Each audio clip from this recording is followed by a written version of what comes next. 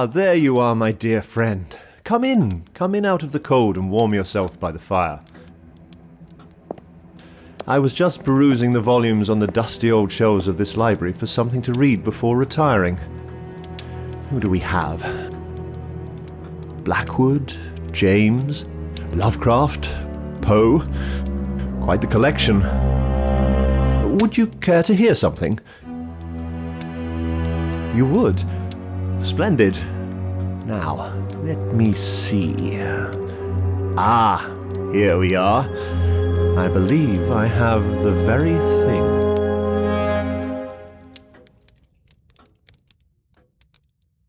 The Yellow Sign by Robert W. Chambers. Along the shore the cloud waves break, the twin suns sink behind the lake, the shadows lengthen in Carcosa. Strange is the night where black stars rise, and strange moons circle through the skies, but stranger still is lost Carcosa.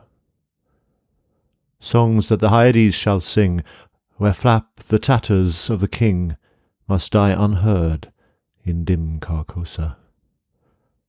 Song of my soul, my voice is dead. Die thou unsung, as tears unshed shall dry and die in lost Carcosa.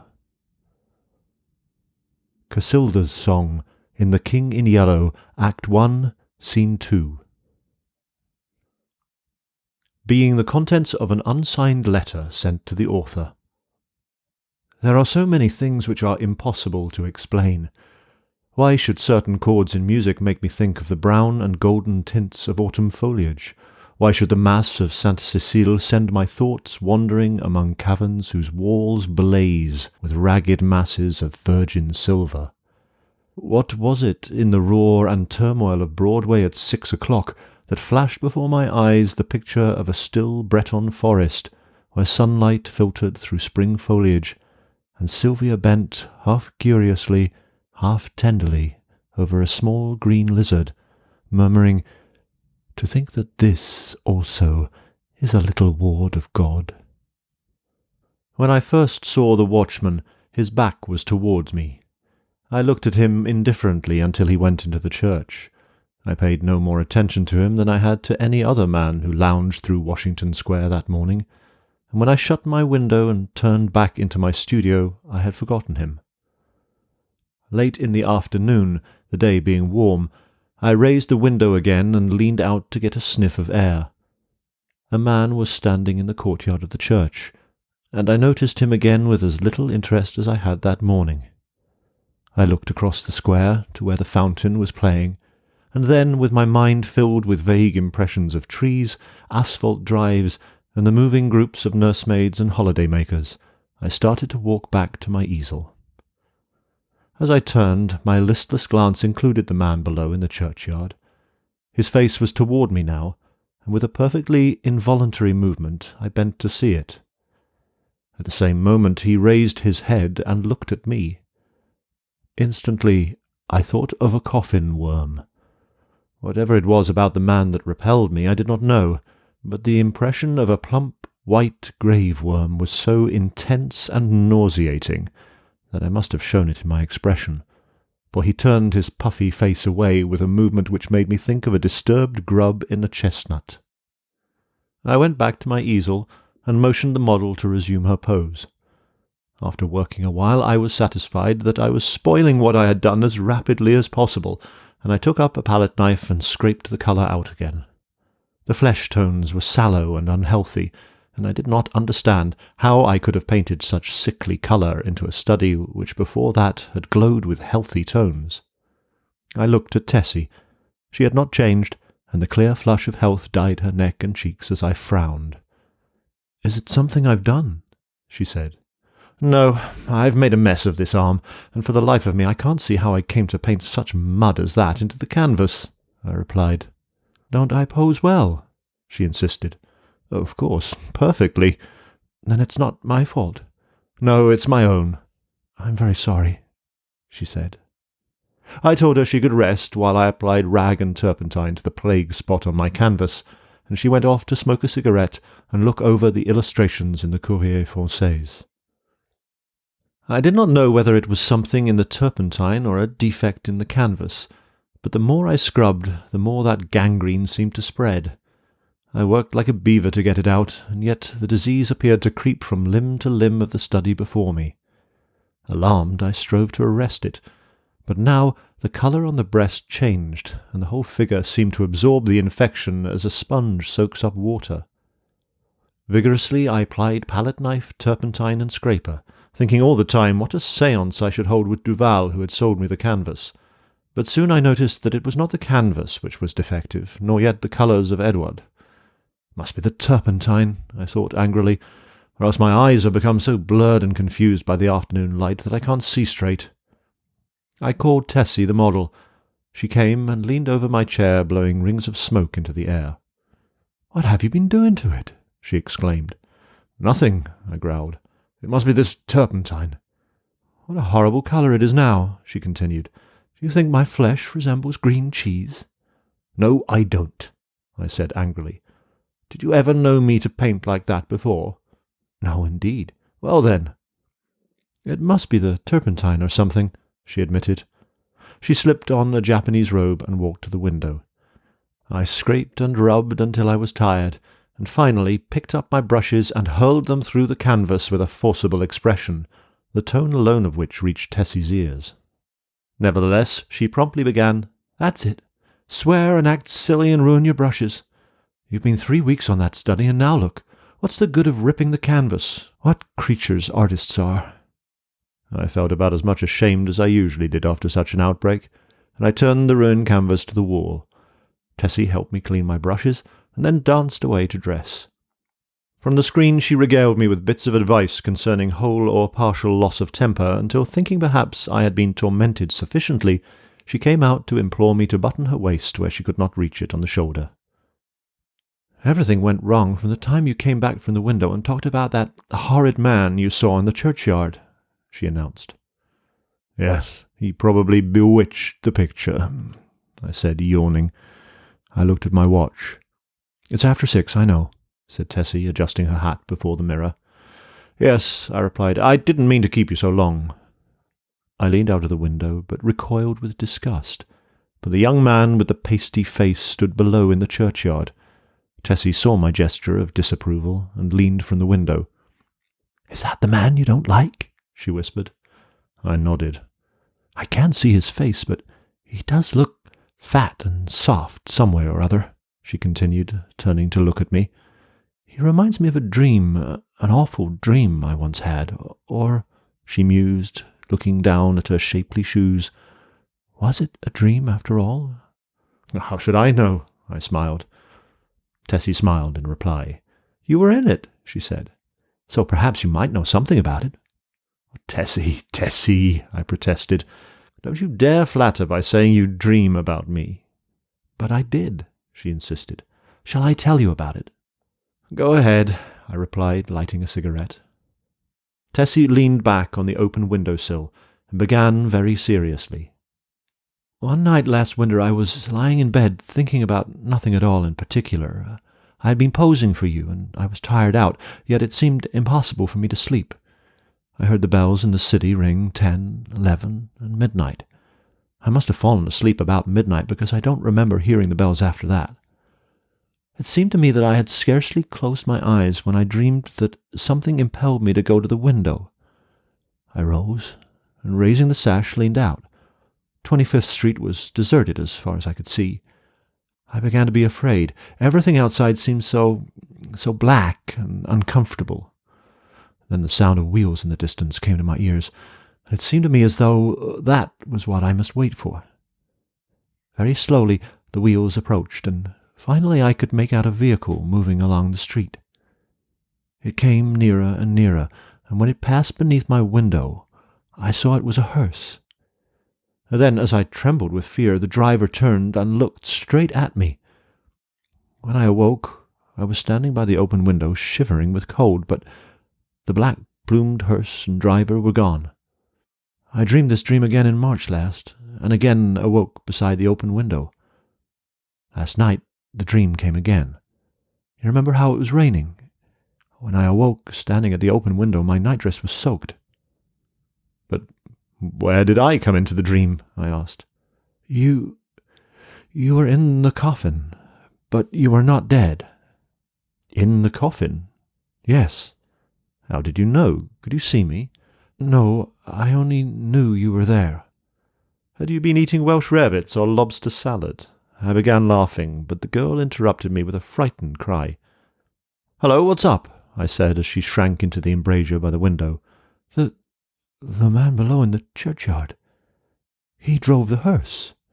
"Nonsense," I said, but Tessie's eyes were wide with terror. I went to the window and looked out. The man was gone. "Come, Tessie," I urged, "don't be foolish. You've posed too long, you are nervous." "Do you think I could forget that face?" she murmured. "3 times I saw the hearse pass below my window, and every time the driver turned and looked up at me. Oh, his face was so white and soft. It looked dead. It looked as if it had been dead a long time." I induced the girl to sit down and swallow a glass of marsala. Then I sat down beside her and tried to give her some advice. "Look here, Tessie," I said. "You go to the country for a week or 2, and you'll have no more dreams about hearses. You pose all day, and when night comes your nerves are upset. You can't keep this up. And then again, instead of going to bed when your day's work is done, you run off to picnics in Salzers Park, or go to the El Dorado or Coney Island, and when you come down here next morning you are fagged out. There was no real hearse. That was a soft-shell crab dream." She smiled faintly. "What about the man in the churchyard?" "Oh, he's just an ordinary, unhealthy, everyday creature." "As true as my name is Tessie Reardon, I swear to you, Mr. Scott, that the face of the man below in the churchyard is the face of the man who drove the hearse." "What of it?" I said. "It's an honest trade." "Then you think I did see the hearse?" "Oh," I said diplomatically, "if you really did, it might not be unlikely that the man below drove it. There's nothing in that." Tessie rose, unrolled her scented handkerchief, and taking a bit of gum from a knot in the hem, placed it in her mouth. Then, drawing on her gloves, she offered me her hand, with a frank, "Good night, Mr. Scott," and walked out.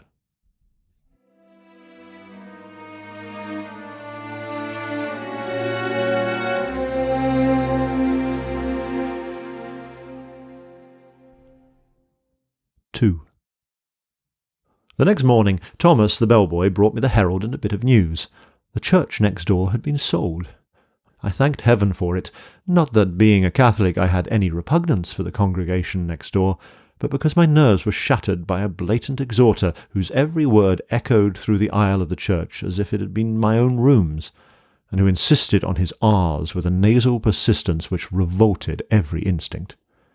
Then, too, there was a fiend in human shape, an organist, who reeled off some of the grand old hymns with an interpretation of his own, and I longed for the blood of a creature who could play the doxology with an amendment of minor chords, which one hears only in a quartet of very young undergraduates.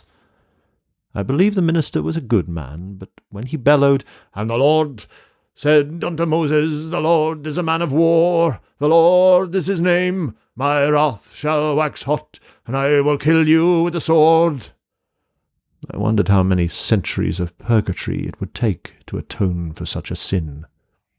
"Who bought the property?" I asked Thomas. "Nobody that I know, sir.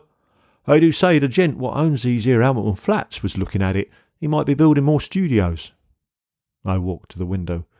The young man with the unhealthy face stood by the churchyard gate, and at the mere sight of him the same overwhelming repugnance took possession of me. "By the way, Thomas," I said, "who's that fellow down there?" Thomas sniffed. "That there worm, sir? He's night watchman of the church, sir.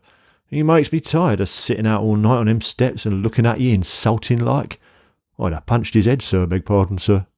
"Go on, Thomas." "One night, coming home with Harry, the other English boy, I sees him a-sitting there on them steps. We had Molly and Jen with us, sir, the 2 girls on a tray service, and he looked so insulting at us that I up and says, 'What you looking at, you fat slug?' Beg pardon, sir, but that's how I says, sir. Then he don't say nothing, but I says, 'Come out and I'll punch that pudding head.' Then I opens the gate and goes in, but he don't say nothing, only looks insulting like. Then I hits him one, but his head was that cold and mushy it'd sicken you to touch him. What did he do then? I asked curiously. Him? Nothing. And you, Thomas? The young fellow flushed with embarrassment and smiled uneasily. Mr. Scott, sir, I ain't no coward, and I can't make it out at all why I run. I was in the 5th Lancers, sir, bugler at Tel El Kabir, and was shot by the Wells. You don't mean to say you ran away? Yes, sir, I run. Why? Well, that's what I want to know, sir. I grabbed Molly and run, and the rest was as frightened as I. But what were they frightened at? Thomas refused to answer for a while, but now my curiosity was aroused about the repulsive young man below, and I pressed him. 3 years' sojourn in America had not only modified Thomas's Cockney dialect, but had given him the American's fear of ridicule. You won't believe me, Mr. Scott, sir? Yes, I will. You'll laugh at me, sir. Nonsense. He hesitated. Well, it's God's truth that when I hit him, he grabbed me wrist, sir, and when I twisted his soft, mushy fist, one of his fingers come off in me hand. The utter loathing and horror of Thomas's face must have been reflected in my own, for he added, It's awful, and now when I see him I just go away. He makes me ill. When Thomas had gone, I went to the window. The man stood beside the church railing with both hands on the gate, but I hastily retreated to my easel again, sickened and horrified, for I saw that the middle finger of his right hand was missing. At 9 o'clock Tessie appeared, and vanished behind the screen with a merry, "Good morning, Mr. Scott." When she had reappeared and taken her pose upon the model stand, I started a new canvas, much to her delight. She remained silent as long as I was on the drawing, but as soon as the scrape of the charcoal ceased, and I took up my fixative, she began to chatter. "Oh, I had such a lovely time last night. We went to Tony Pastor's." "Who are we?" I demanded. "Oh, Maggie, you know, Mr. White's model, and Pinky McCormick. We call her Pinky because she's got that beautiful red hair you artists liked so much. And Lizzie Burke." I sent a shower of spray from the fixative over the canvas, and said, "Well, go on." "We saw Kelly and Baby Barnes, the skirt dancer, and all the rest. I made a mash." "Then you've gone back on me, Tessie." She laughed and shook her head. "He's Lizzie Burke's brother, Ed. He's a perfect gentleman." I felt constrained to give her some parental advice concerning mashing, which she took with a bright smile. "Oh, I can take care of a strange mash," she said, examining her chewing gum. "But Ed is different. Lizzie's my best friend."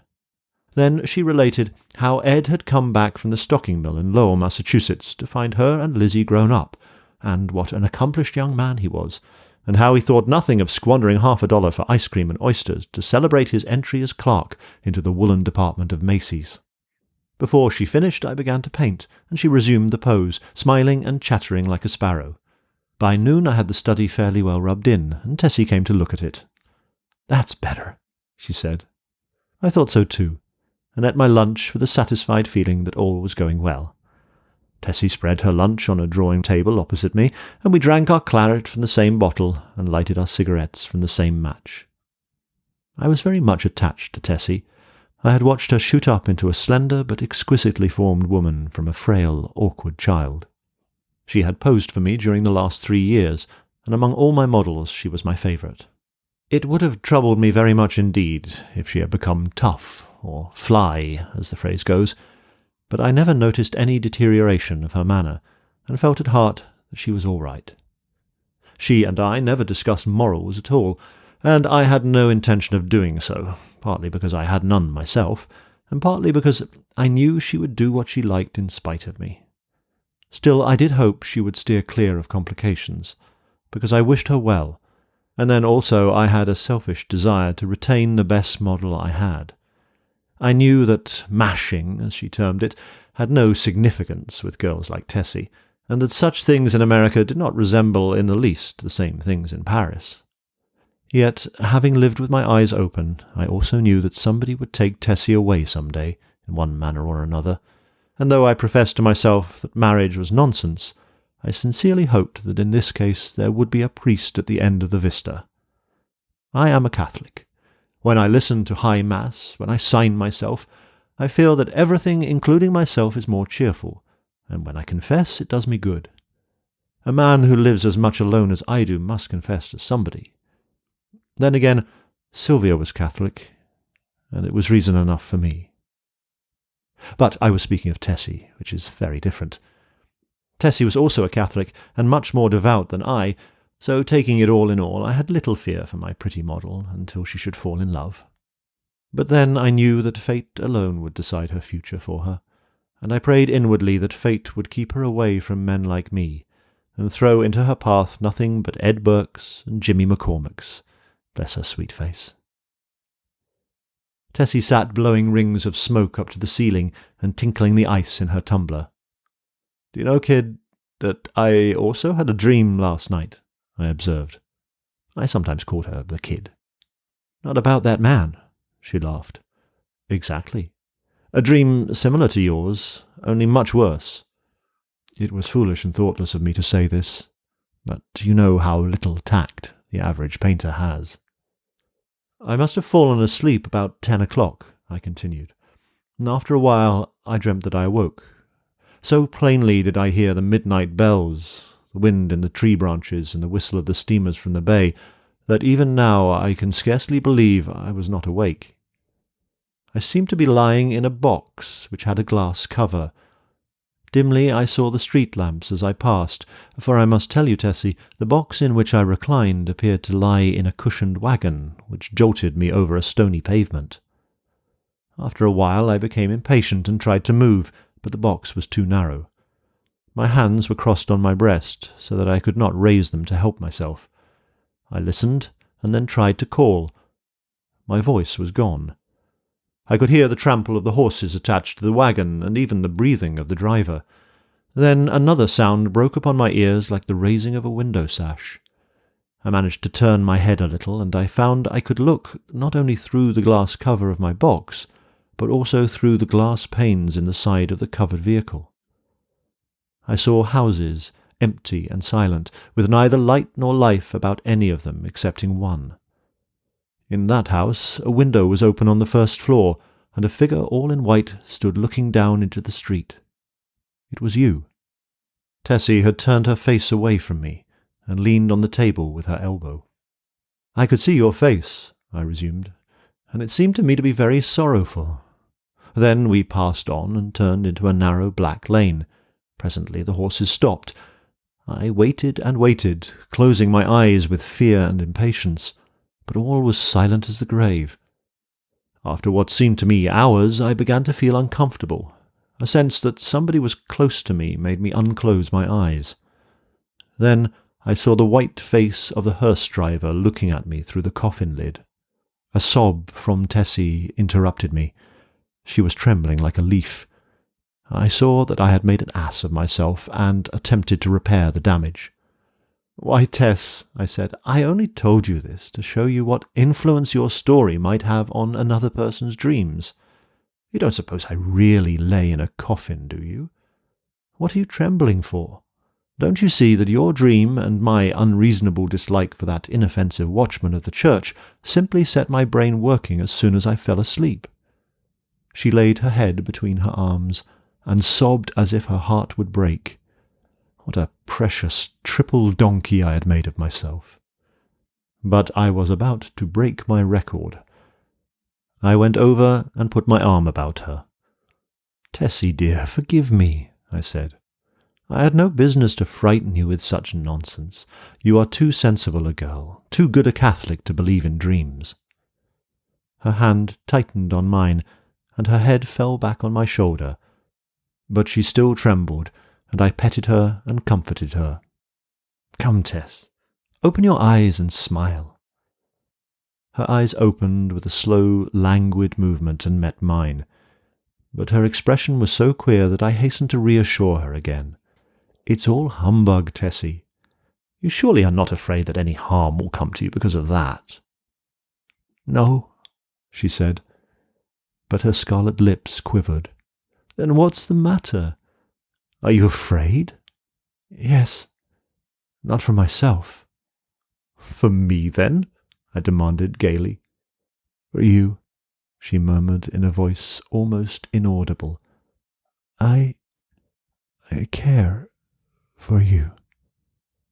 At first I started to laugh, but when I understood her, a shock passed through me, and I sat like one turned to stone.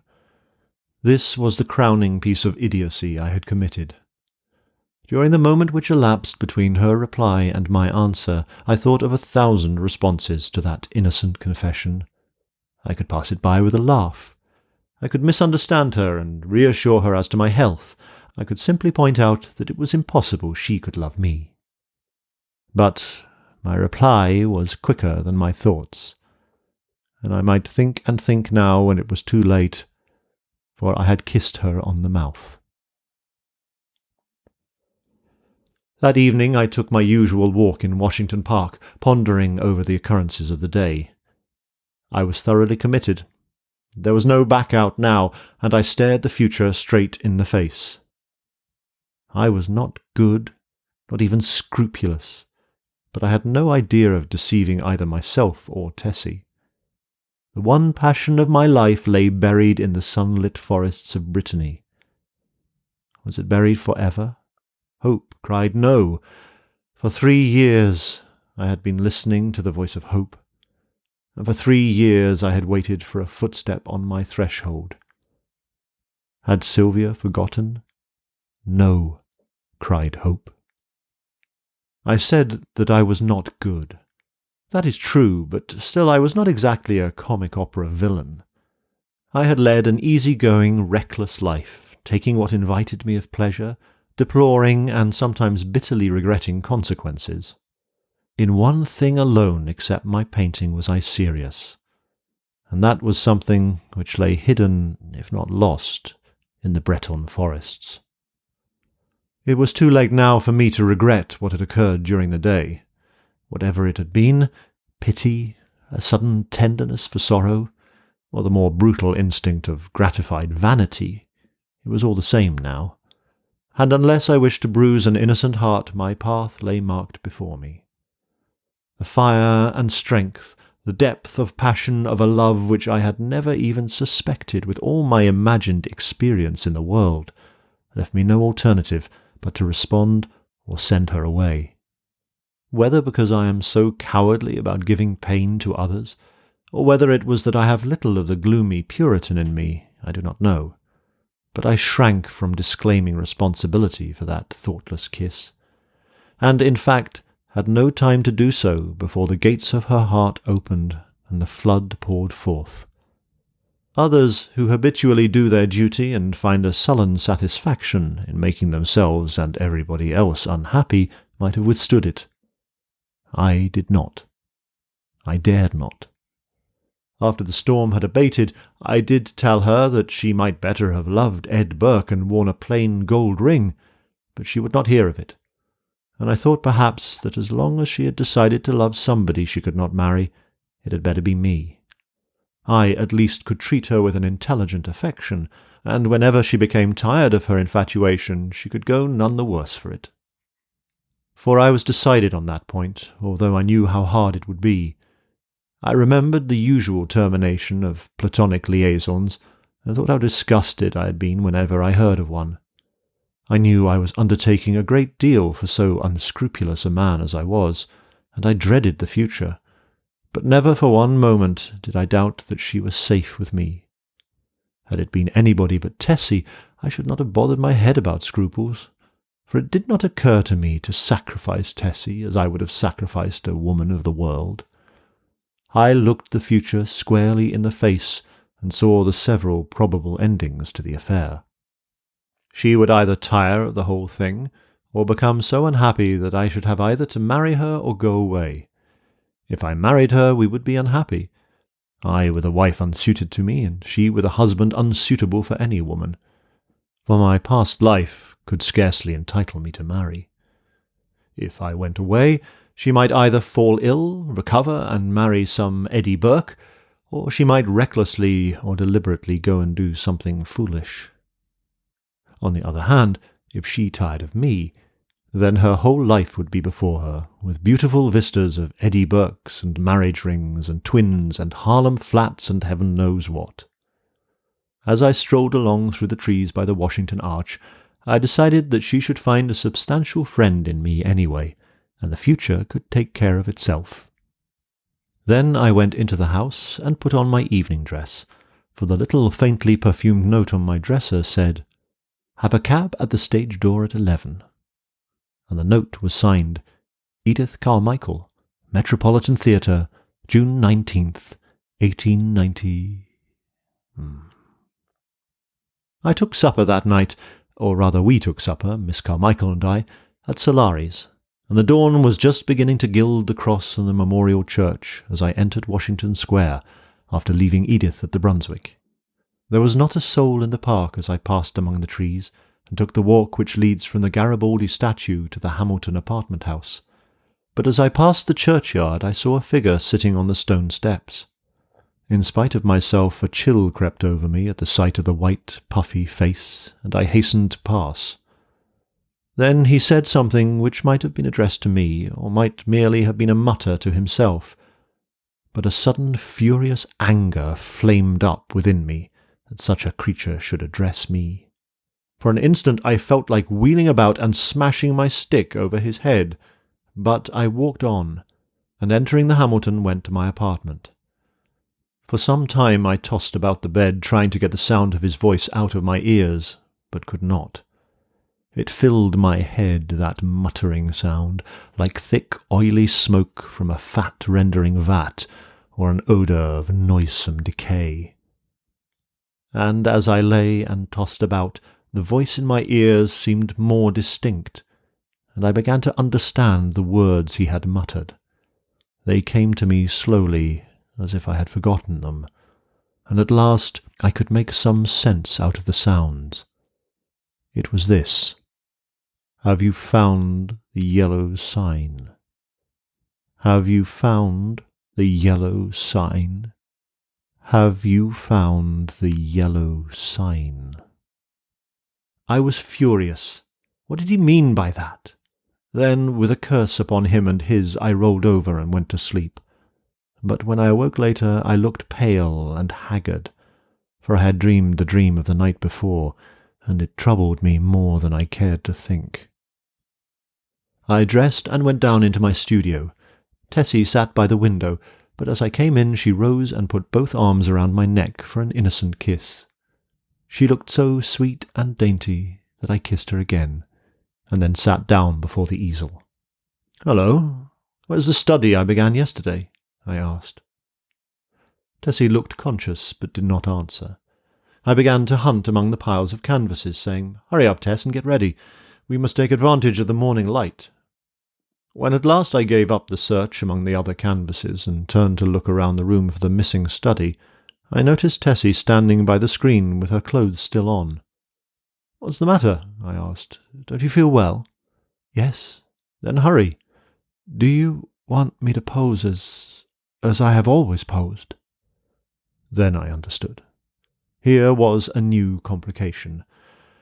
I had lost, of course, the best nude model I had ever seen. I looked at Tessie. Her face was scarlet. Alas! Alas, we had eaten of the tree of knowledge, and Eden and native innocence were dreams of the past. I mean, for her. I suppose she noticed the disappointment on my face, for she said, "I will pose if you wish. The study is behind the screen here where I have put it." "No," I said. "We will begin something new." And I went into my wardrobe and picked out a Moorish costume which fairly blazed with tinsel. It was a genuine costume, and Tessie retired to the screen with it enchanted. When she came forth again, I was astonished. Her long black hair was bound above her forehead with a circlet of turquoises, and the ends curled about her glittering girdle. Her feet were encased in the embroidered pointed slippers, and the skirt of her costume, curiously wrought with arabesques in silver, fell to her ankles. The deep metallic blue vest, embroidered with silver, and the short Mooresque jacket, spangled and sewn with turquoises, became her wonderfully. She came up to me and held up her face, smiling. I slipped my hand into my pocket, and drawing out a gold chain with a cross attached, dropped it over her head. "It's yours, Tessie." "Mine?" she faltered.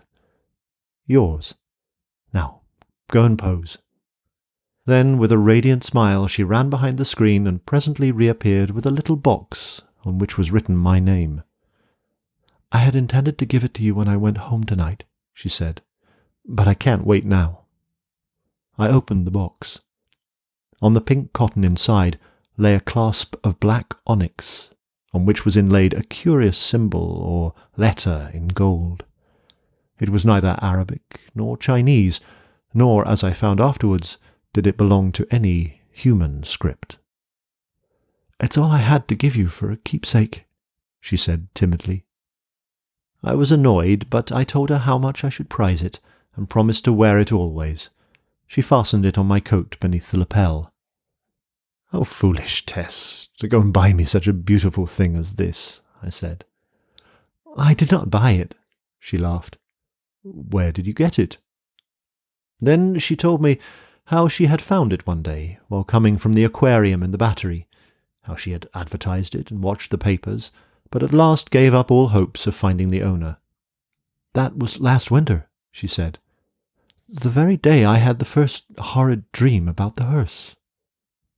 I remembered my dream of the previous night, but said nothing. And presently my charcoal was flying over a new canvas, and Tessie stood motionless on the model stand.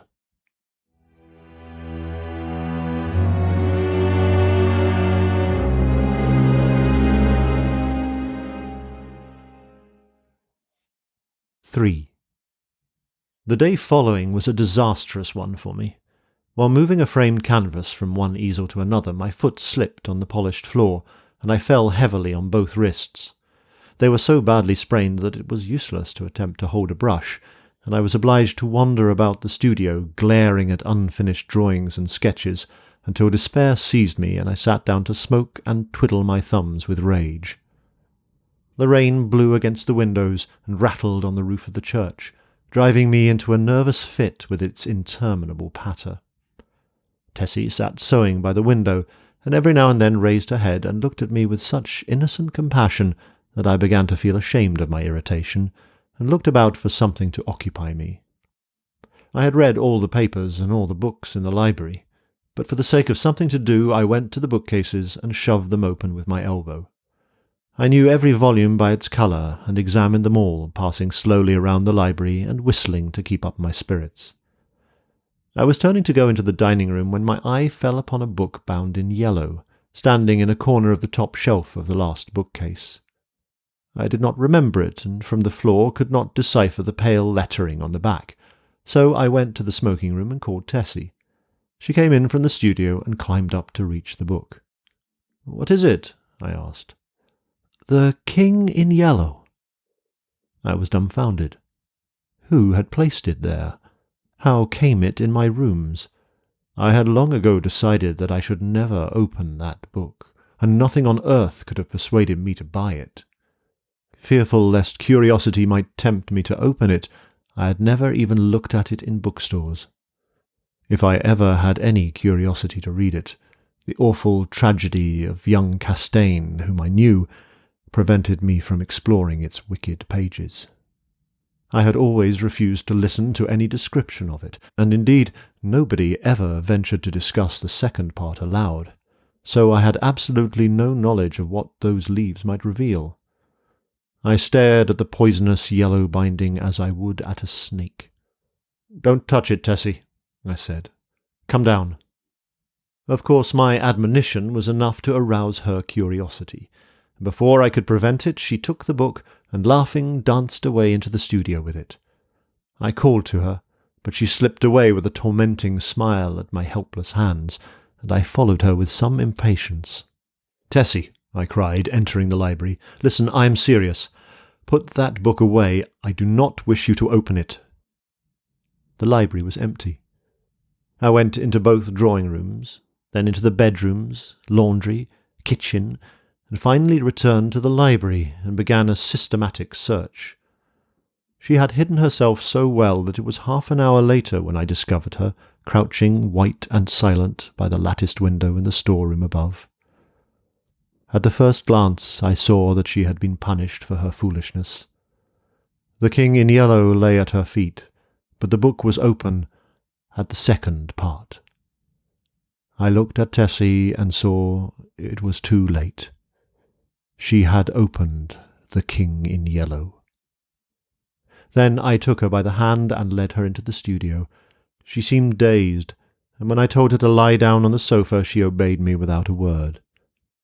After a while she closed her eyes, and her breathing became regular and deep, but I could not determine whether or not she slept.